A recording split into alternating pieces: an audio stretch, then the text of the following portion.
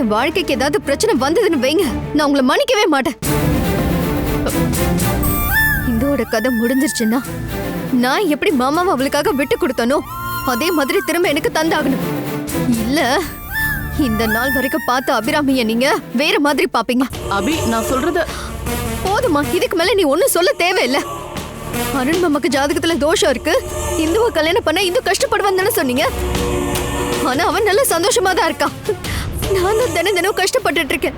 அபி, நான் உன்னோட அம்மாமா. உன்னுடைய வாழ்க்கைய நினைச்சு ரொம்ப வருத்தப்படுறது நாதாம்மா. அடுத்தடுத்து நடக்க போற ஒவ்வொரு விஷயத்தை யோசிக்கும் போதும் எனக்கு தான் பதட்டமா இருக்கு.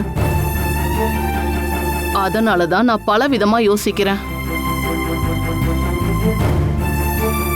நாளைக்கு செத்து போற ஒருத்தியால அருண் மனசுல இருந்து உன் நினைப்பே இல்லாம போயிடுமான்னு தான் யோசிக்கிறேன். அம்மா, என்னால மாமா கிட்ட அதை பத்தி சொல்ல மட்டும் தானே முடியும். அந்த வீட்டுக்கு போய் கையை பிடிச்சு கூட்டிட்டு வர முடியாதே. அபி, அவன் இன்னைக்கு அந்த வீட்டுல தங்க கூடாது. அது நீ நினைச்சா முடியும்.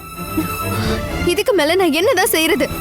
அவங்கிட்ட பேசி உன் வழிக்கு கொண்டு வர பாரு. அவன் அவ கூட சந்தோஷமா இருக்கவே கூடாது. அவனை ஒரு நிமிஷம் கூட நிம்மதியா இருக்கிறதுக்கான வாய்ப்பை கொடுத்துறாத. அப்பதான் அவன் தனியால அங்கிருந்து கிளம்பி வருவான். நீ அவனை இங்க வர வைக்கணும். உன் திறமைய காட்டு. இல்லனா இந்துக்கு முன்னாடி நீ தோத்து போயிடுவ.